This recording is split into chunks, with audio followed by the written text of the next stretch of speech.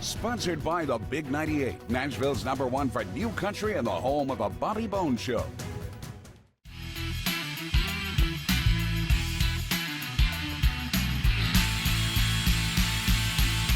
Thank you for having me. I'm glad to be here. You know, I can't believe it's been 4 years already. It's been a while. And your voice has gotten deeper. You've obviously gotten taller. A little bit. You're a real young adult now. Thank you. That's very nice to hear. And with a brand new album out that I've been digging on, this is Phase 1 Discover. Yes, sir. And so, you know, on the last album that came out in 2018, last time you came on the Rockin' Review, you co-wrote on one of those songs. Now, on all 13 tracks. The stress level just got cranked to 10. It is, I was stressed out on the first album just being a writer on one of them, and now it's just, if somebody is like, oh man, I wasn't as big a fan of that one, it hurts a little bit because you're a writer on it, but it's also just part of the process. I'm glad to hear that constructive criticism and help me be better. Well, you know, but the maturity on this album also, I think, Jett, is gone so much further, and certainly as you get older and, you know, and you love doing the music, and you and I love talking guitars, and but it's like, you know, the band and working between 3 studios. Oh my gosh, it could not have been a better band. Jeff and Mark, who we were talking about, who play for Reba, that was, when I went to go see Reba and Brooks and Dunn in Vegas, that was just kind of surreal watching them. I was like, I just saw them like last week in the studio playing for me. Right. That is amazing. And then Omni, Love Shack, and Addiction, all 3 of those sound studios, I mean, it was just awesome getting to work in those iconic places. The Addiction studio, like you and I were talking, you know, Jonathan Cain of Journey owns it. When I walked in there, I walked in there and I just kept looking up and how tall it was. And then upstairs, how there's bedrooms and like a full bar upstairs and like a lounge. I was like, this would be a fun place to work full time. And you would never know it because, you know, you pull up to it, it's like, well, this looks like a typical house. This is just like a house in Berry Hill. Right. And now you go inside and there's just guitars and albums that have been recorded there. Shawn Mendes, who I'm a huge fan of, recorded there. I'm like, okay, this is the place that I want to be. It's a great sounding room, and this album, you know, once again, listening to the songs, I mean, there's so many great ones on here, and you've already got like 3 music videos out. You've got other acoustic videos, but like Fast Forward, I love that. Thank you. It goes fast. Thank you. I mean, for what it's worth. That one was a lot of fun. That was one, it was a late night write with 2 of my friends, Erica Latza and Ben Kent, and we wrote it and we were like, man, this would be such a fun sing-along kind of choiry chorus thing to have on the album. We went downstairs and played it for my parents and they both went, whoa, that's a lot of fun. Wow. And it was just instantly, right after we wrote it, I knew that was a song that had to be on the album. Right. And it was actually one of the last ones to be put on there. I was looking for those last like 2 songs. Yeah. And for what it's worth was one of those 2. Well, you know, and what I found interesting about this album too, Jett, is that, you know, certainly your earlier work, more acoustic, and you're very comfortable with your acoustic guitars. I know you do a lot of solo gigs too. Yes, sir. Playing all over the country. But it seems like this showed more of your dimensions with more electric guitar, you've got some piano, and still got some acoustic. Yes, sir. I was more involved in the producing side of this album. I kind of knew what I wanted to hear. I knew how I thought the message should be portrayed through the instruments. And that was a lot of fun for me, being able to be in there as a musician and writer and working with those other musicians. And I'm still blown away whenever I go into the studio, they hear a work tape and kind of are like, yeah, make this one sound like Elvis, for example, and they can make it sound, it's just, it's beyond me how those musicians are able to do that. Well, you know, and certainly with your career, which, you know, you've been in so many different movies and your long run, you know, in Last Man Standing on TV, I enjoy your voiceover work also. Thank you. You know, what you've done as a voice actor. Thank you. It's a lot of fun. Yeah, I've been very fortunate to be able to work for Disney and Nickelodeon, Amazon, Netflix. I love doing voiceover work. Yeah. It's kind of like songwriting, where it doesn't matter how you look or dress, it's the voice and the story that you tell. And being able to be creative in that way is just a whole different spin on this amazing career. Well, you know, and I think also with you, you know, you bounce between Nashville, Missouri, and California, you know, and it's like, it's not easy, but you have to kind of keep microphones and guitars wherever you go. We were talking about that. It gets a little difficult when you travel between 3 different states to remember your gear. So now I have a microphone in each place, a good studio mic, and a guitar that I if I needed to do a gig out in California, I have a nice guitar that I could get away with doing a gig out there. Yeah. So it saves down on my back and shoulders from having to carry stuff through the airport. Oh my gosh, and also on airplanes, you just never know. Well, we've had a couple instances where people try to get a bag on the neck of the guitar, and I'm like, there's a guitar, there's a guitar up there. Right. And also people never like, oh, there's a musician on the plane. Yeah. I bet you they got an instrument that we got to be careful for.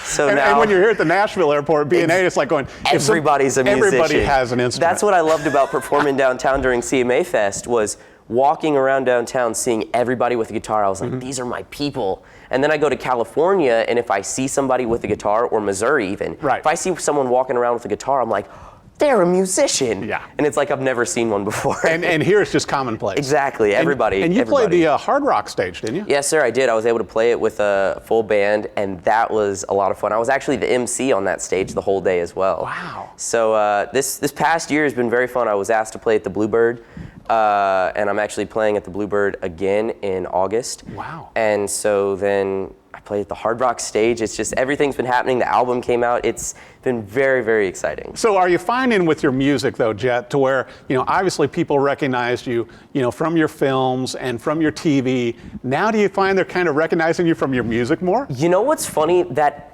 did actually happen last summer. I was performing down at the Lake of the Ozarks in Missouri. I was performing at this amazing soda shop, amazing restaurant. I was playing, a family came in, they had 2 daughters and they were with a friend, and I started playing Fast Forward. And it was the end of my set. I was playing Fast Forward, and one of the daughters, I see her lean over, she goes, I've heard that song on TikTok. And it was genuinely, it was like right after Fast Forward had come out. Right. So it was amazing to be able to see, like, my song's out there and there's people out here that are actually hearing it. That was kind of surreal that they kind of just stumbled upon this restaurant that I happened to be playing at and knew one of the songs. That is crazy. That was pretty cool. Well, it's fun keeping up with you on social media though, because you always do fun stuff. But also it shows like all the different venues you're playing. Yes, sir. With your music in between, doing tryouts for TV and for film and for voice work. You're a busy guy. I'm very busy. I like to travel. I like to live out of a suitcase. and you're doing it. I am. We believe it was June. That was a rather busy month for me. I was in Ohio and Illinois and then back to Tennessee. We drove from Springfield, Illinois Sunday morning, so I had a show downtown Nashville at like Sunday evening at like 7. Right. So I was very busy traveling for like 3 weeks, just performing as much as I could. So at what point does this become a world tour and you're going across the pond?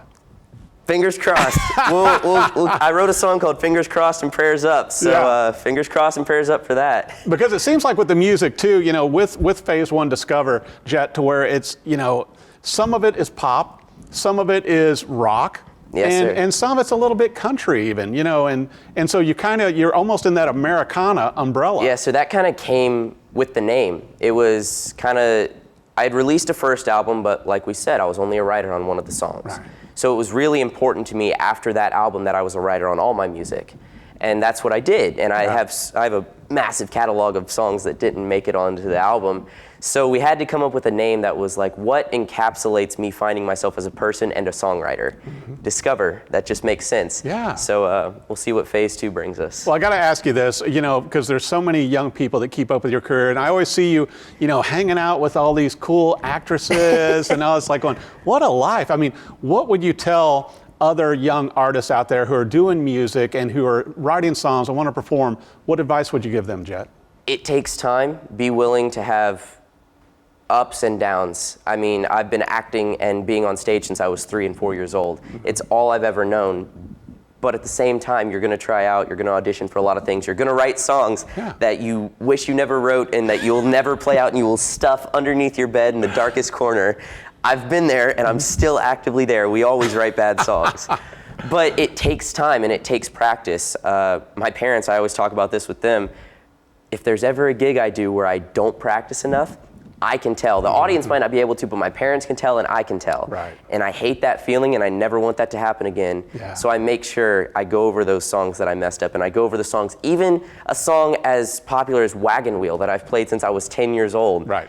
You can still mess it up. So there's always worth just running through it at least once.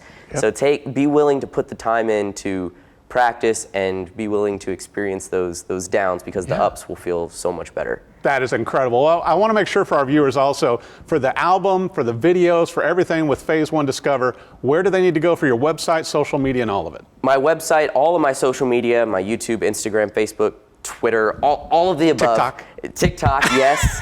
I always forget about TikTok. It's a popular one nowadays with the kids. It's all under my name. That sounds like me saying that. Honestly, I'm the least techie person. It's all under my name, Jett Jurgensmeyer. Jett like a plane with one T. I always say that because it's kind of a cool way of remembering it. Jett. Yeah. And then you can also see where I'm going to be performing on my website under the tour section. I'll tell you what, well, it's a great album. Be sure and get the entire album, add it to your playlist. There's videos out. There's going to be more coming. Go see him live in person, because I just think this is your best work to date. I can't wait to hear more of your music. I got to come see you live. You got to. The one and only Jett Jurgensmeyer, Phase One Discover. It's out now. Be sure and get your own copy. Thank you. Sponsored by the Big 98, Nashville's #1 for new country and the home of the Bobby Bones Show.